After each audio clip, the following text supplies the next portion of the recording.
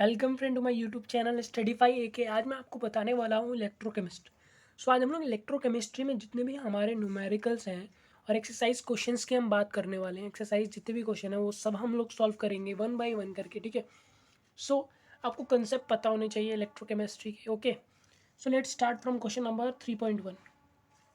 3.1 देखिए, according to 3.1 arrange the following metal in the order in which they are displace each other. ठीक है, तो जो सबसे ज़्यादा रिएक्टिव होगा ना वो सबसे पहले किसी को रिप्लेस कर देगा। मतलब सबसे ज़्यादा रिएक्टिव जो होता है इसमें सबसे पहले होता है Mg, ठीक है, मैग्नीशियम। हमने क्लास 10th में ये चीज़ पढ़ ली थी, ठीक है। या फिर आप जो हमारी इलेक्ट्रोकेमिकल सीरीज़ की टेबल है उससे देख के पता लगा सकते हैं कि कौन किसको रिप्लेस कर देगा।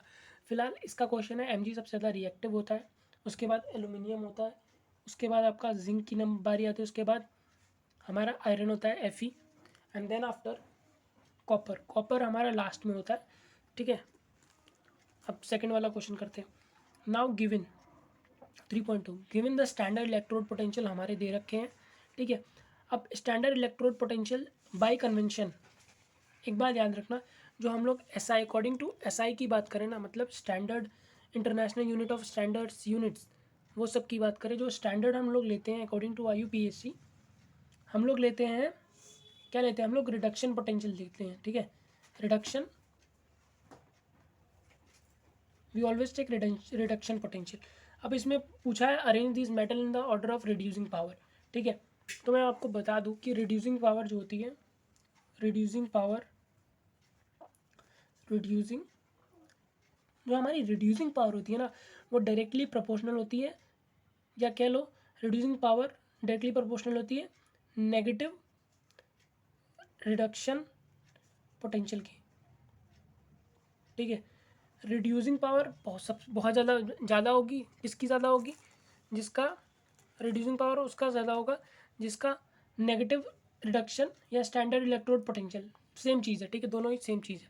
तो सबसे ज़्यादा नेगेटिव किसका है, देखो सबसे ज़्यादा नेगेटिव नेगेटिव इसका है, मतलब सबसे अच्छा रिड्यूसिंग एजेंट सबसे पहले मैं किसका लिखूँगा, K+, इसका सबसे ज़्यादा रिड्यूसिंग है। उसके बाद दूसरा नेगेटिव, सबसे ज़्यादा नेगेटिव किसका है, उसके बाद देखो ये इसका है, मैग्नीशियम का, मैग्नीशियम 2+ Mg। उसके बाद किसका है, उसके बाद देखिए आपका है क्रोमियम का, जिसकी एक्सेप्शनल इलेक्ट्रॉनिक कन्फिग्रेशन होती है। उसके बाद देखिए लीस्ट पॉजिटिव किसका है, इसका Hg2+ Hg का, और उसके बाद Ag+। सो ये हमारा सिंपल सा था, हो भी गया।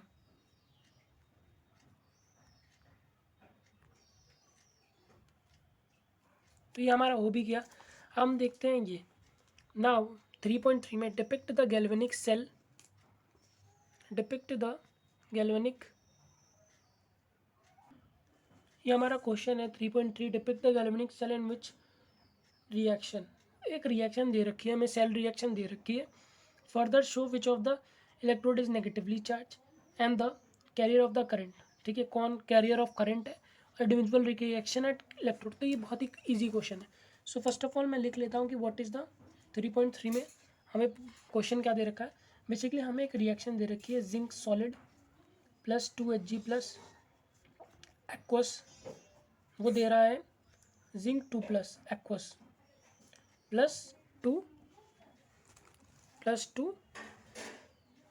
Ag सॉलिड, ठीक है। Ag का मतलब जो हमारा सिल्वर होता है, चांदी होता है, उसको कहते हैं। अब इसने पूछा है विच of the following negatively charge. देखो नेगेटिवली चार्ज कौन होगा, देखो मैं तुम्हें बता दूं एक चीज़, नेगेटिवली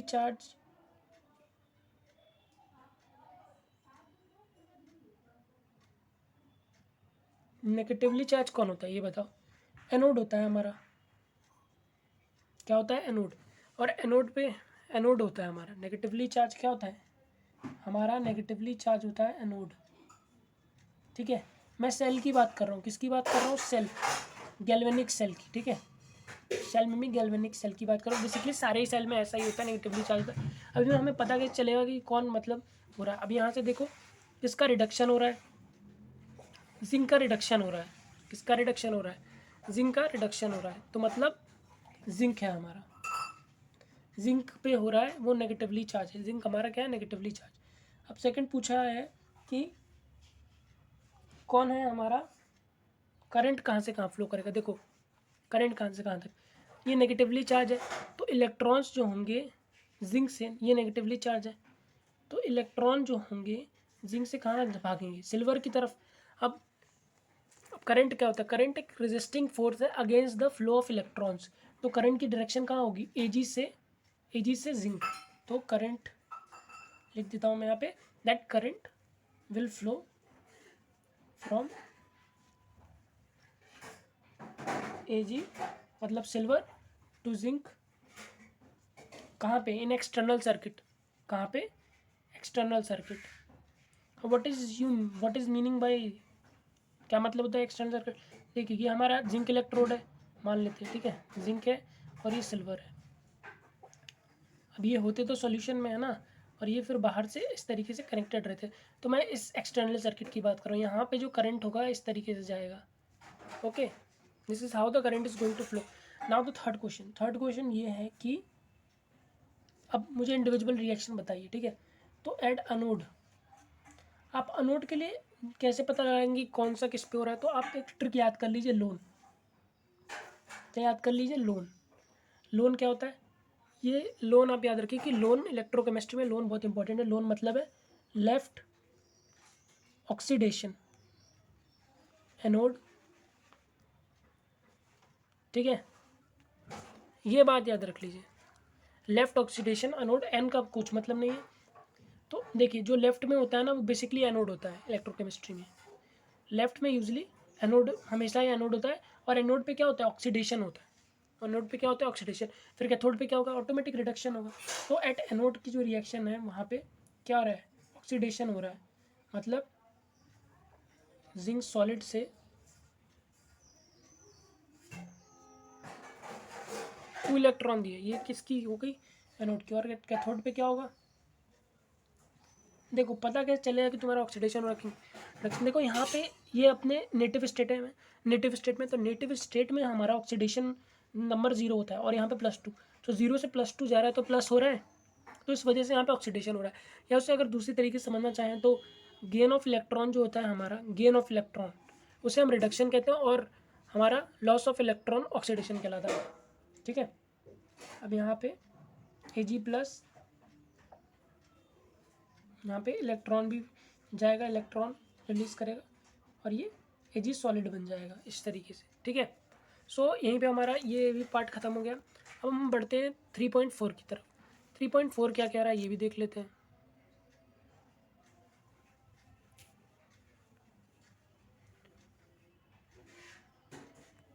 देखिए 3 पॉइंट कह रहा है, पूछा है calculate the standard cell potential of galvanic cell in which of the following reaction takes place, ठीक है। तो उसमें हमें स्टैंडर्ड सेल पोटेंशियल निकालना है, मतलब E0 निकालना है, ठीक है। तो 2 रिएक्शन है, उसके बाद हमें गिव्स फ्री एनर्जी भी निकालनी है और इक्विलिब्रियम कांस्टेंट भी निकालना है। ओके, दोनों चीज़ें निकालनी है, ठीक है। तो इसमें से कोई सा एक करने वाले हैं हम लोग, सेकेंड वाला करते हैं क्योंकि दोनों सेम ही होने वाले हैं। ओके, तो ये हमारा रिएक्शन है। तो मैं आपको बता दूं कि हमारे पास जो वैल्यूज़ हैं वो पहले ही दे रखी हैं, मतलब यहाँ पे तो नहीं दे रखी, देखिए क्वेश्चंस में तो वैल्यूज़ नहीं दे रखी, बट को वैल्यू दे रख, वो एग्ज़ाम टाइम में आपको वैल्यू दी होंगी। यहाँ पे लिख लेते हैं, और ये है हमारा E0, ये क्या होगा, Ag+ से रिड्यूस होके बनेगा Ag, तो ठीक है। तो इसकी जो हमारी वैल्यू दे रखी है वो दे रखी है 0.77 वोल्ट, और इसकी जो वैल्यू दे रखी है वो है 0.80 वोल्ट। ओके, पॉजिटिव है। Okay, remember that it is positive. So अब हमें क्या निकालना है, ई ऑफ सेल निकालना है, ठीक है। अब तुम्हें कैसे पता चलेगा कि भाई फॉर्मूला जो होता है वो E0 ऑफ सेल होता है, E0 of cathode, cathode minus E0 of anode होता है। This is the formula that we will be using. However we don't know which is cathode and which is anode, तो let me tell you. देखो किसका oxidation हो रहा है, का iron का ऑक्सीडेशन हो रहा है। आयरन का ऑक्सीडेशन होता है, ऑक्सीडेशन कहाँ पे होता है, loan, left oxidation anode, oxidation कहाँ पे होता है, एनोड पे। तो मतलब जो हमारा Fe है वो क्या होगा, यहाँ पे एनोड होगा, वो क्या है, एनोड है, दिस इज एनोड। एन आर सिल्वर जो है हमारा कैथोड है। बस यहाँ से सारी चीज़ें सॉल्व हो सकती हैं। After this what you have to do, just to put the answer. Cathode के लिए 0.80 माइनस 0.77, सो वैल्यू आ जाती है प्लस का। It is important to put the sign of plus और माइनस, ठीक है। तो हमारा ये वैल्यू आ गई। अब हमें क्या निकालना है, Gibbs free energy. Gibbs free energy देखो मैं बताता हूँ, गिब्स फ्री एनर्जी के लिए डेल्टा जी नॉट। नॉट का क्या मतलब है, नॉट का मतलब होता है एक कंस्टेंट प्रेशर पे और एक पर्टिकुलर टेम्परेचर पे, रूम टेम्परेचर पे और रूम प्रेशर पे जो भी हमारा होता है। तो इसके लिए फॉर्मूला होता है minus N F E naught of cell, ठीक है। तो इसमें एफ जो होता है वो होता है फराडेज कंस्टेंट। क्या होता है, फराडेज कंस्टेंट। इसकी जो वैल्यू होती है वो होती है 96500 कॉलम, ठीक है। ये बेसिकली चार्ज होता है। और एन होता है number of electron, number of electron that transferred, ठीक है, नंबर ऑफ इलेक्ट्रॉन ट्रांसफर्ड, ठीक है, जो तुम्हारे ट्रांसफर्ड हो गए, ठीक है। उसमें देखो नंबर ऑफ इलेक्ट्रॉन कितने ट्रांसफर है, देखो यहाँ से एक इलेक्ट्रॉन रिड्यूस हुआ है, एक इलेक्ट्रॉन चला गया है, और यहाँ से भी एक ही इलेक्ट्रॉन गया, तो एन की जो वैल्यू होगी 1, क्योंकि एक ही इलेक्ट्रॉन का ट्रांसफ़र दिख रहा है, ठीक। अब सारी वैल्यूज़ आपको पता है, आप पुट कर दीजिए। डेल्टा जी नॉट -1, इसकी एफ की क्या है, फराडेस कंस्टेंट 0 केल्विन, और ई नॉट ऑफ सेल है 0.03। And after solving you will get, आपको क्या मिलेगा, आपको मिलेगा -289,500 जूल मोर इनवर्स, ठीक है। तो ये वैल्यू आपको मिलने वाली है, ठीक है। एफ क्या है मैं बता दूँ, चार्ज ऑन 1 मोल होता है, ये charge on 1 mole of electron को एफ कहते हैं, फराडेस कंस्टेंट है। मैं आने वाली वीडियोज़ में हमने बता दूंगा अगर आपको नहीं समझ में आ रही, ठीक है। अब हमें क्या निकालना है, लॉग कंस्टेंट निकालना, जो हमारा कंस्टेंट इक्विलिब्रियम कंस्टेंट होता था ना, वो निकालना, जो हमने 11th क्लास में पढ़ा था, ठीक है। तो उसका जो फॉर्मूला होता है मैं आपको बता दूँ, फॉर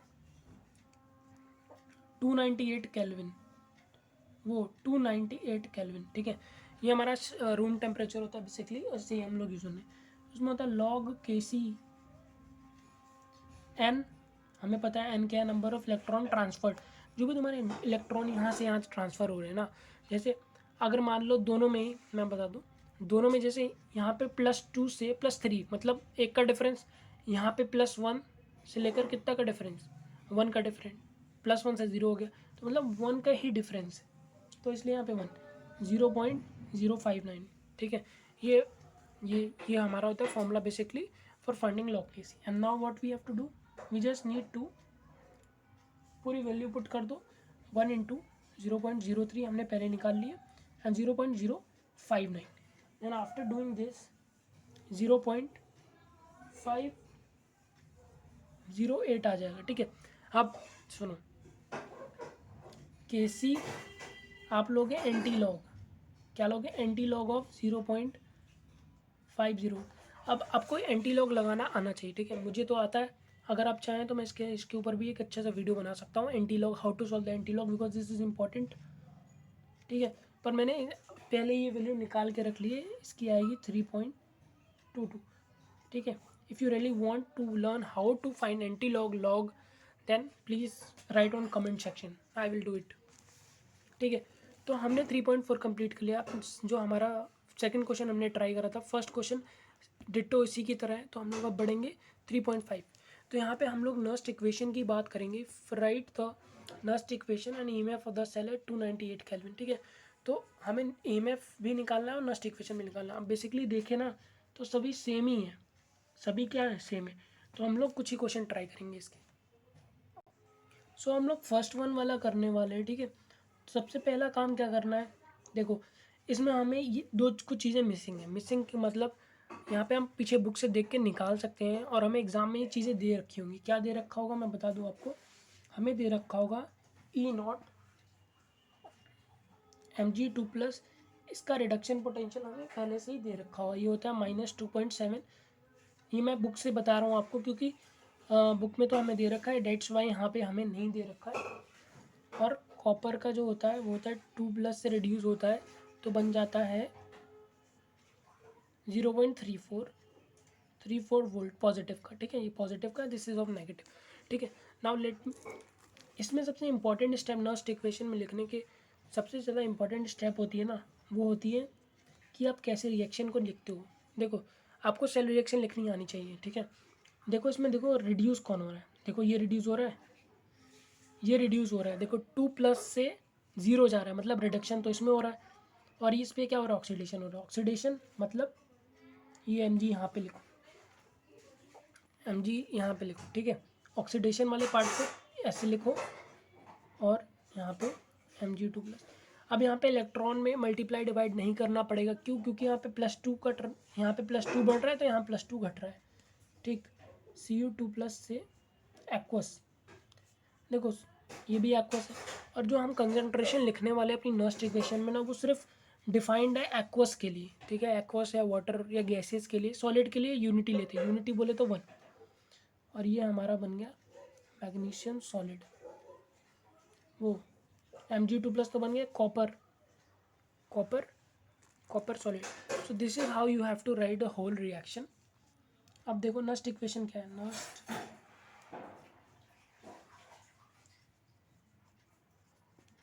नर्स्ट इक्वेशन क्या है। Nernst equation according to Nernst equation ये है कि ई ऑफ सेल जो होगा E0 ऑफ सेल है, मतलब ये एट एनी टेम्परेचर, किसी भी टेम्परेचर पे आप कर रहे हो, ठीक है। ये किसी भी टेम्परेचर पे चलता है और ये सिर्फ स्टैंडर्ड टेम्परेचर पे चलती है चीज़, -0.059 n number of electron data transferred, ठीक। लॉग लो concentration of what, concentration of product, मतलब किसका, मैग्नीशियम। प्रोडक्ट साइड कौन है, ये मैग्नीशियम लिखोगे और नीचे क्या लिखोगे, रिएक्टेंट की कंसंट्रेशन जो कॉपर है, ठीक है। अब ये पूछोगे कि ये इसका मैंने क्यों नहीं लिखा, क्योंकि सॉलिड है, सॉलिड का हम लोग 1 लेते, ठीक है। तो 1 से मल्टीप्लाई करोगे तो कोई असर तो पड़ेगा नहीं। अब यहाँ पे इंपॉर्टेंट स्टेप है कि आप E0 ऑफ सेल कैसे निकालते हो। E0 ऑफ सेल मैंने पहले बता रखा है कि E0 ऑफ सेल जो होता है that is what, E0 of cathode minus E0 of anode. अब मैंने आपको बता रखा है लोन, ठीक है, लोन लेफ्ट ऑक्सीडेशन एनोड, ठीक है। तो ये हमारा मैग्नीशियम एनोड है, ये तो साफ दिख रहा है यहाँ पे, क्योंकि ये पॉजिटिव प्लस हो रहा है। तो ऑक्सीडेशन कहाँ पे होता है, एनोड पे होता है। तो हमारा मैग्नीशियम का हमें वो लिखना है, ठीक है। तो दूसरा क्या जाएगा, ये मतलब 0.34 माइनस 2.37, तो प्लस कर देंगे हम इसे, तो बेसिकली आ जाएगा 2.11 और ये 71। So this will be positive volt. So हमने E0 ऑफ सेल बना चुके हैं, हम लोग बता चुके हैं कैसे होना है, हो गया हमारा। अब हमें क्या फाइंड करना है, E of cell, E of cell. अब क्या करना है, वैल्यू पुट करनी, 2.71, ठीक है, 0.059, ठीक है। एन की वैल्यू क्या है, एन की वैल्यू क्या पुट करना है, देखो यहाँ पे total number of electron data transfer from one side to another that is 2 है, क्योंकि यहाँ पे +2 ऑक्सीडेशन है, फिर 0, यहाँ पे 0 है तो +2, दैट्स वाई। और लॉग किसका लेना है, लॉग देखो कंसंट्रेशन, जो तुम्हें थी दे रखी है, देखो कंसंट्रेशन Mg2+ की क्या है, 10⁻³ इसकी है 10⁻⁴ मोलर, ठीक है। तो इसकी हमारी क्या है, इसकी है हमारी C, इसकी क्या है हमारी, इसकी है हमारी 10⁻⁻3, इसकी है हमारी 10⁻⁴, ओके। तो ई ऑफ सेल आ जाएगा हमारा 2.71, 0.059 डिवाइडेड बाई 2। अब यहाँ पे बचेगा क्या, 10 बचेगा, अगर आप इसे डिवाइड कर दोगे 10 बचेगा। और मैं आपको बता दूँ कि log 10 जो होता है, log 10 में यहाँ पे अब देखो इस फॉर्मूले में हम लोग लेने वाले log 10 की पावर का बेस 10, तो इसका मतलब होता है 1, क्योंकि 10 की पावर 1 है, जो भी पावर 10 पे लगती है वो आ जाती है। इसके लॉग अगर आपको नहीं आता तो please request me, I will make video, because this is very important for solving this type of questions, ठीक। तो यहाँ पे 1 निकल जाएगा, 2.71, 0.059 डिवाइडेड बाई 2 इंटू 1। तो ये इस तरीके से आता है। उसके बाद आपको क्या करना है, just solve that, E of cell equal to 2.7 में डिवाइड बाई 0.02 29 समथिंग, तो ई ऑफ सेल होने वाला है, लेट मी सॉल्व इट। तो इसकी जो वैल्यू होने वाली है वो है 2.6805 volt, and that will be of positive, ठीक है, that will be of what positive. So this is how I have completed of whole using this Nernst equation. First step जो important था, that is how you are going to write the cell reaction. Cell reaction से आप पता लगाओगे which one is cathode, which one is anode, जहाँ पे अगर जिसका ऑक्सीडेशन हो रहा है वो एनोड है और जिसका रिडक्शन हो रहा है वो कैथोड है. Then E naught of cell values, these values I have written, ये पहले से ही बोर्ड में दे रखी होंगी, and this is how you have to apply, and using log is very important. Okay, so let's move on next. So this last one we are going to do because all of them are same, however in this we are using hydrogen, that's why we have to write down. Now we will be talking about this. ये platinum है, platinum electrode basically, मतलब ये platinum electrode हमारे inert one होते हैं, ठीक है, inert one होते हैं बेसिकली, ये इसलिए होते हैं ताकि हम लोग ब्रोमीन की स्टैंडर्ड इलेक्ट्रोड पोटेंशियल फाइंड कर सके, बिकॉज हाइड्रोजन जो हमारा होता है उसका इलेक्ट्रोड पोटेंशियल क्या होता है, जीरो होता है, ठीक है. ये एक्चुअली ये एक तरीके का रेफरेंस पॉइंट है, और यहीं से हमने जितनी भी वैल्यूज़ होती हैं हमारे इलेक्ट्रोड पोटेंशियल की, चाहे किसी भी एलिमेंट की हो, वो सिर्फ हम लोग यूजिंग द हाइड्रोजन ही निकालते. तो दिस इज़ वेरी इंपॉर्टेंट, ठीक है. तो इसका रिएक्शन मैं बता दूँ कैसे पता चलेगा आपको. देखिए, ब्रोमीन यहाँ से नेगेटिव से पॉजिटिव बन रहा है, मतलब ऑक्सीडेशन हो रहा है, ठीक है, ऑक्सीडेशन हो रहा है ब्रोमीन का.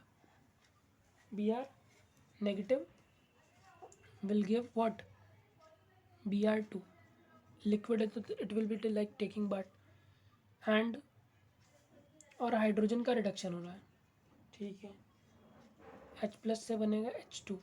अब यहाँ पे बैलेंसिंग का खेल बहुत ज़रूरी है, यहाँ पे 2 कर दो, ठीक है, फिर Br2 बन रहा है, ठीक है. तो मतलब total number of electron transfer, total electron transfer आपको समझ में आ रहा होगा कि यहाँ पे भी 2, मतलब 2H प्लस है, फिर 2 इलेक्ट्रॉन मिले होंगे तभी इसके पास ये बन गया. यहाँ पे Br2 कैसे बन रहा होगा आप समझ ही रहे होंगे कि 2 इलेक्ट्रॉन का खेल है. तो N की जो वैल्यू होने वाली है वो 2 इलेक्ट्रॉन बन जाएगी यहीं से. ओके, अब मैं बता दूँ ई नॉट ऑफ व्हाट, हमारा वो Br2 से Br नेगेटिव, क्योंकि 0 से माइनस रिडक्शन हो रहा है ना यहाँ पे, तो इसकी जो वैल्यू है वो है 1.08 है. ओके, और हमारा इसका ये होता है पॉजिटिव होता है वोल्ट, ठीक है. और ई नॉट ऑफ किसका, H प्लस से हाफ H2 का, वो कितना होता है, 0 वोल्ट होता है, ठीक है. ये हमारा इसलिए रेफरेंस पॉइंट है क्योंकि ये खुद ही 0 है, तो that's why it is acting as a reference point, ठीक है. तो यहाँ से हम लोग ई नॉट निकाल सकते हैं. ई नॉट ऑफ सेल क्या होता है, E naught of cathode minus E naught of anode, ठीक. तो कैथोड तो हमारा 0 है भैया, और ये हमारा कितना है 1.08, तो ये हमारा आ जाएगा 1.08 वोल्ट. अब हम नर्स्ट इक्वेशन, तो अब हमें नर्स्ट इक्वेशन निकली है. E of cell is equal to बाजा, ई ऑफ सेल हमारा होता है नर्स्ट इक्वेशन के according, E naught of cell है माइनस 0.059 एन लॉग किसकी कंसंट्रेशन. अब यहाँ पे देखो, यहाँ पे अभी Br2 है, ये अपने नेटिव स्टेट में, इसकी कोई कंसंट्रेशन नहीं दे रखी है, मतलब इसकी तुम्हें यूनिटी लिख लेनी है, मतलब ऊपर कुछ मत लिखो, 1 ही लिख लो बस, सिंपल. और नीचे की जो कंसंट्रेशन है, हमें किसकी कंसंट्रेशन है, Br नेगेटिव, ठीक. Br नेगेटिव की कंसंट्रेशन, उस पर स्क्वायर भी, क्योंकि यहाँ पे स्टोइचोमेट्रिक कोफिशिएंट जो लगा है वो 2 है, और यहाँ पे H प्लस की कंसंट्रेशन और उस पर भी 2 लगा हुआ है स्टोइचोमेट्रिक कोफिशिएंट, तो यहाँ पे भी स्क्वायर, ठीक. अब सॉल्व करना चालू करो. E naught of cell is equal to minus 1.08 minus 0.059, ये क्या है, नंबर ऑफ इलेक्ट्रॉन ट्रांसफर्ड 0 है, ठीक है. यहाँ पे 1 है, ऐसे लिख लो 1. देन इसकी कॉन्सेंट्रेशन क्या दे रखी है बुक में, इसकी जो कंसंट्रेशन दिख रखी है वो है, ये दे रखी है 10 की पावर -2, ठीक है, इसका स्क्वायर और इसकी क्या दे रखी है 0.03 का स्क्वायर। ठीक, then E of cell is equals to minus, तो -0.8 -0.059 डिवाइडेड बाई 2, और यहाँ पे तुम्हें लॉग सॉल्व करना आना चाहिए। ठीक है, सो बेसिकली ये तुम्हारा आ जाएगा after division and calculation, I have already calculated it for you. So basically ये आएगा 1.11 इंटू 10⁻7। ठीक, सो अब तुम्हें इसका लॉग फाइंड करना आना चाहिए। Log I will not solve because अगर लॉग सॉल्व करने बैठेंगे तो video will become very long. इसका लॉग आएगा 7.045। Okay, E of cell is equals to -1.08 -0.059 divided by 2 into 7.04 point. ठीक है, और इन सबको सॉल्व कर लोगे। So I have already solve, मैंने पहले ही सॉल्व कर लिया, तो इसकी जो वैल्यू आएगी 1.288 वोल्ट। ठीक है, अब मैं वन मोर थिंग मैं बता दूँ आपको। ठीक है, अब कैसे पता लगाओ कि कौन सा रिएक्शन फिजिबल है, how you will determine the reaction is feasible और नॉट फिजिबल, मतलब रिएक्शन अपने आप से होगा कि नहीं, वो रिएक्शन होने वाला है कि नहीं, वो कैसे पता चलेगा। अगर आपका देखो, अगर ई नॉट ऑफ सेल जो होता है, ई नॉट ऑफ सेल जो अगर आपका पॉजिटिव है, अगर आपका ई नॉट अगर आपका पॉजिटिव है ना, देन आपका रिएक्शन क्या होता है फिजिबल होता है। क्या होता, फिजिबल होता। ठीक है, फिजिबल होता। लेकिन ये रिएक्शन क्या है, नेगेटिव है। ई ऑफ सेल मतलब अगर आप E of cell, E naught of cell नहीं, ई ऑफ सेल अगर पॉजिटिव है तो वो रिएक्शन फिजिबल कहलाता है। क्योंकि ये हमारा फिजिबल रिएक्शन नहीं है, ये हमारा नेगेटिव है, तो this reaction is not feasible, ये लिख सकते हो आप, this reaction is not feasible. कब फिजिबल नहीं होगा, फिजिबल कब होगा ये देख लो पहले। ई ऑफ सेल जब भी पॉजिटिव होगा तो रिएक्शन फिजिबल होगा। ठीक है, ऑलवेज फिजिबल, बट क्योंकि ये नेगेटिव है that's why it will not be feasible. Okay okay friends, so now we will be solving which question, we will be solving this question। हम लोग ये in the button cell widely used delta G determine करना है और ई जे determine करना है। ठीक है, सो ये बहुत इजी क्वेश्चन है।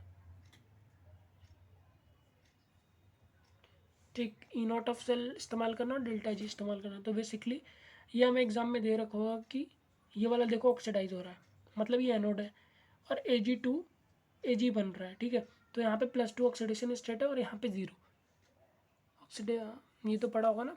सो ये हमारा कैथोड है और ये हमारा बेसिकली एक वो है, एजेंट है हमारा, वो कह लो ना डाइल्यूट फॉर्म में जब हम रिएक्शन कराते हैं तो वो है। ठीक है, तो ये मतलब मैं आप पे छोड़ देता हूँ बिकॉज बहुत सिमिलर है।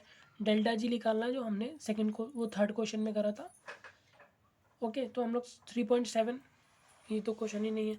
3.8, the conductivity of cell is this siemen centimeter inverse, calculate the molar conductivity. ठीक, तो ये वाला क्वेश्चन ट्राई करते हैं। 3.8 कंडक्टिविटी जो दे रखी है आपकी, कंडक्टिविटी क्या होती है, conductivity is actually the reciprocal of what, reciprocal of resistivity को कंडक्टिविटी कहते हैं। इसकी यूनिट है सीमिन इनवर्स। क्या है, सीमिन, ये हमारी एसआई यूनिट होती है बेसिकली। सो हमारी यूनिट होती है इसकी सीमिन सेंटीमीटर इनवर्स, उसे डिनोट करते हैं के से। इसे बेसिकली ऐसे रिप्रेजेंट करते हैं, उसे कहते हैं kappa, name of this kappa. ठीक, सो और हमारा कॉन्सेंट्रेशन भी दे रखा है, एम दे रखा है, वो है 0.20 मोलर है। तो आपको कैलकुलेट करना है कि what will be the molar conductivity. So molar conductivity मतलब लैम्डा एम से रिप्रेजेंट करते हैं मोलार कंडक्टिविटी को। तो ये हाँ होता है हमारा कप्पा इंटू 1000। 1000 में क्यों कर रहे हैं, क्योंकि बेसिकली ये हम लोग सेंटीमीटर में ले रहे हैं, अगर मीटर में ले रहे होते तो 1000 नहीं लिख रहे थे, because we want it this thing in centimeter cube, that's why centimeter cube 1 centimeter cube होता है। देखो 1 सेंटीमीटर क्यूब जो होता है 1 ml के इक्वल होता है, ठीक है। इसलिए अब मोलर क्या होता है 1 लीटर में, मोलैरिटी क्या होती है how many moles you have in 1 litre, तो डेट्स वाई ऊपर 100 से वो 1000 से करना है और नीचे हमारा आ जाएगा मोलैरिटी, ठीक है। तो this is the formula for the molar conductivity, ठीक। So putting the values lambda M equal to K क्या है 0.048 इंटू दिस देन 0.2, तो ये सब कट जाएगा, बचेगा 124। So your answer will be 142। सो जो इसकी यूनिट होती है 124 आंसर आ गया हमारा। इसकी यूनिट होती है सीमेन सेंटीमीटर स्क्वायर मोल इनवर्स, ठीक है। तो this is the unit of molar conductivity, this is your answer, okay, ठीक है। अब भाई ये पूछ रहा है 3.9, देखो थोड़ा सा अलग है। सो इसमें पूछ रहा है the resistance of a conductivity cell is this containing 10 की पावर मतलब 0.001 मोलर केसीएल सॉल्यूशन है 298 केल्विन, ये है रेजिस्टेंस, ठीक है। तो पूछ रहा है what is the cell constant if the conductivity is solution of this, ठीक है। तो ये सब पूछ रहा है। सो फर्स्ट ऑफ ऑल आपको लिखना होता है कि आपको क्या क्या दे रखा है 3.9।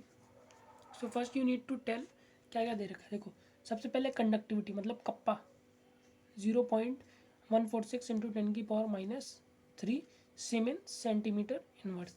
मोलैरिटी आपको दे रखी है 0.001 मोलर। और क्या दे रखा है आपको, रेजिस्टेंस दे रखा है। रेजिस्टेंस क्या है आपका, दिस इज रेजिस्टेंस, ठीक है। अब पूछा क्या है आपसे, पूछा है व्हाट इज सेल कांस्टेंट। आपसे क्या पूछा है कि what is cell constant. Cell constant जो होता है हमारा उसे हम लोग जी स्टार से डिनोट करते हैं। आई डोंट नो एनसीईआरटी में शायद इसी से डिनोट करते हैं, बट स्टैंडर्ड्स बुक में इसी से डिनोट करते हैं हम लोग। और इसकी जो फॉर्मूला होता है वो होता है कंडक्टिविटी, कंडक्टिविटी जो कि है kappa divided by what, conductance. Conductance I hope you know that conductance क्या होता है। कंडक्टेंस को हम लोग जी से डिनोट करते हैं और ये जी स्टार से डिनोट करते हैं, और कप कंडक्टिविटी को कप्पा से। और जो हमारा जी होता है, जी जो होता है वो हमारा 1/r होता है, मतलब रेसिप्रोकल ऑफ रेजिस्टिविटी को हम लोग ये कहते हैं, ठीक। तो आपको पता है अब क्या होने वाला है, अब जस्ट पुट योर फॉर्मूला, मतलब कंडक्टिविटी क्या है 0.146 इंटू 10 की पावर -3 1/दिस, ठीक। तो ये है ऊपर चला जाएगा, ऊपर होके मल्टीप्लाई हो जाएगा ना। आफ्टर सॉल्विंग ये आ जाएगा 0.219 सेंटीमीटर इनवर्स, ठीक है। तो ये होता है सेल कंस्टेंट। और मैं अगर और आपको एक एक्स्ट्रा नॉलेज दे दूँ कि जो हमारा सेल कंस्टेंट होता है ये बेसिकली क्या होता है, ये हमारा होता है लेंथ डिवाइडेड बाय एरिया। जो हम लोग बेसिकली ये हमारा एक तरीके का डिवाइस होता है जो हम लोग इलेक्ट्रोकेमिस्ट्री में यूज़ करते हैं। वो हमारा क्या होता है, सेल कंस्टेंट एक वैल्यू है और एक हमारा एक डिवाइस होता है जिससे सेल से रिलेटेड होता है। अब हमारा नेक्स्ट क्वेश्चन है the conductivity of sodium chloride at 298 Kelvin has been determined if the concentration and the result are this। तो हमारे पास एक पूरा whole number of concentration terms दे रखा है, कंसंट्रेशन दे रखा है, ठीक है। उसके बाद आपको कंडक्टिविटी भी दे रखी है, ठीक है। अब तुम्हें क्या निकालना है, लैम्डा एम निकालना है सारी कंसंट्रेशन के लिए।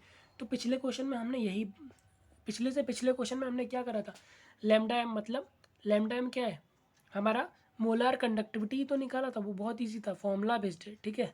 उसके बाद तुम्हें इसमें ग्राफ प्लॉट कर देना है, ठीक है। किसके बीच में, इसमें ग्राफ प्लॉट कर देना है, ओके। तो ये बहुत ही ज़्यादा सिंपल क्वेश्चन है, you can do it, I believe it. ये बहुत इजी तरीके से हो जाएगा ये वाला, ठीक है।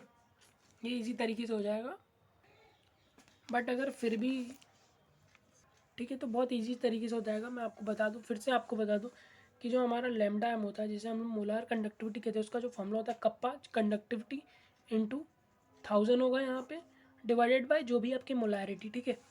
तो जब आप ये प्लॉट करोगे ना, प्लॉट करोगे किसका ग्राफ प्लॉट करोगे, आप प्लॉट करोगे लैम्डा एम का और सी कंसंट्रेशन का 1/2 का, ठीक है। इस तरीके से जब आप ग्राफ प्लॉट करोगे तो कुछ इस लाइन बनेगी, ठीक है, ये लाइन बनेगी। और देखो हमारा एक होता है डाइबे, ये एक इक्वेशन होती है, देखो मैं बता दूँ, lambda naught of M minus A C 1/2, इसे हम लोग डाइबे इक्वेशन कहते हैं, ठीक है। सो इसके हिसाब से जो हमारा ये इतना पार्ट होगा, इसे हम लोग कहते हैं इंटरसेप्ट। आपने मैथ्स में पढ़ा होगा ज़रूर से, 11th क्लास में, 12th में भी पढ़ सकते हैं आप। इंटरसेप्ट है तो लैम्डा नॉट एम, लैम ये क्या है, ये भी हमारी क्या है, मोलार कंडक्टिविटी है, मोलार कंडक्टिविटी है एट किस पे, at concentration is equals to 0 पे।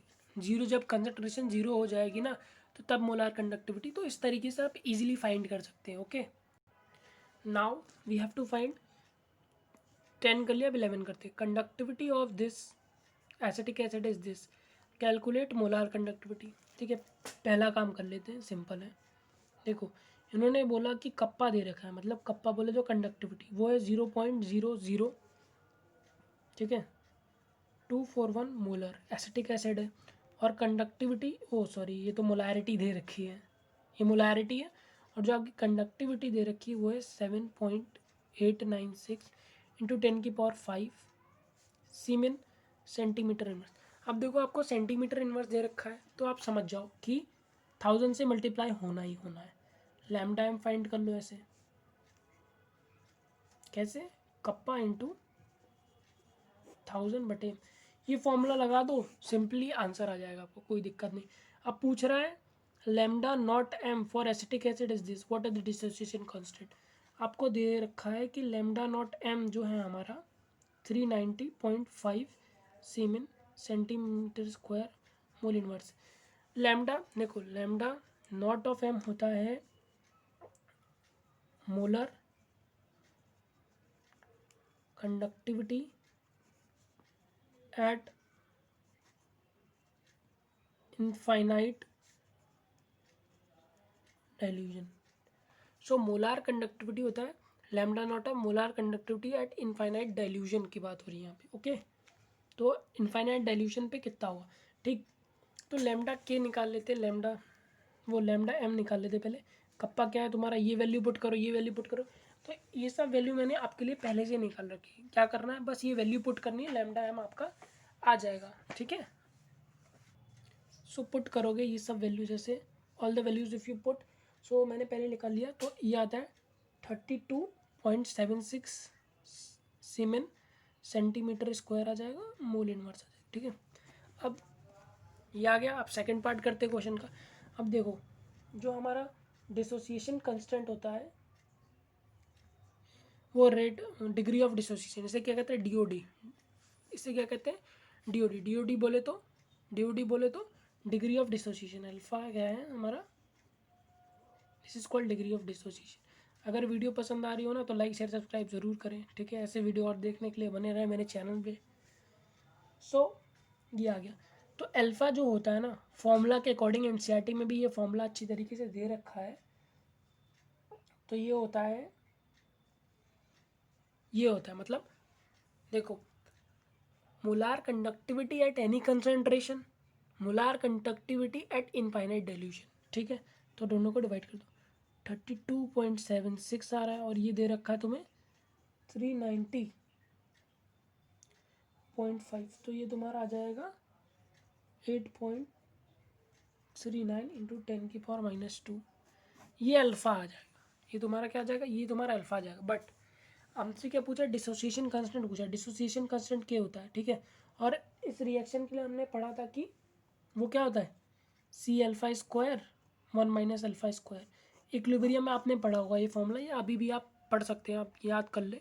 ये फॉर्मूला हमारा हमारा होता है बेसिकली, यूजुअली यही फॉर्मूला, कॉमन फॉर्मूला जो बोर्ड में चलता है वो ये होता है, के इज इक्वल टू सी। सी क्या है, सी हमारा मोलैरिटी है। अल्फ़ा क्या है हमारा, अल्फ़ा हमारा डिग्री ऑफ डिसोसिएशन है। सो अब कुछ नहीं करना, फॉर्मूला पुट कर देते, 41 अल्फ़ा का स्क्वायर 8.39 इंटू 10⁻² का स्क्वायर 1 माइनस 8.3939 इंटू 10⁻² का स्क्वायर। अब आफ्टर इस कॉम्प्लेक्स को आप जब सॉल्व करोगे ना, सॉल्विंग पावर आपकी होनी चाहिए अच्छी, तो मैंने पहले सॉल्व कर लिया था। 1.86 इंटू 10⁻⁵ आएगा के की। ये आ गया आपका, क्या आ गया, ये डिसोसिएशन कांस्टेंट आ गया। ये क्या है, this is your dissociation constant. Okay okay, so question number 11 हो गया। अब क्वेश्चन नंबर 12, 13, 14, 15, 16, 17 की मैं बात करूं तो ये मैं नेक्स्ट पार्ट में बताने वाला हूँ। क्यों इस पार्ट में नहीं, क्योंकि वीडियो बहुत लंबी हो जाएगी। और ये वाले जो क्वेश्चन है ये 110% they will come in board exam, क्योंकि ये बेस्ड है फराडेज लॉ। फराडेज के 2 लॉज पे बेस्ड है, तो मैं आपको वो एक्सप्लेन करूँगा। ओके।